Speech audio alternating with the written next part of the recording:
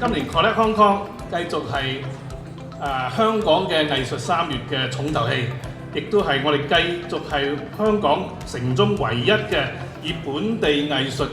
家為主軸嘅 Art Fair。今日咧就係我哋成個藝術3月咧第一個嘅 Art Fair。多謝 Art Centre 啦，因為佢哋響1977年開始咧就好努力咁為我哋做呢個藝術推廣同埋發展教育嘅工作。其實有個咁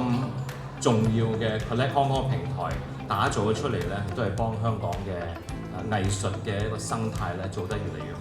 咁當然今日呢個活動咧係頭炮，更加重要咧，你哋係一個藝術嘅樞紐同埋藝術嘅平台。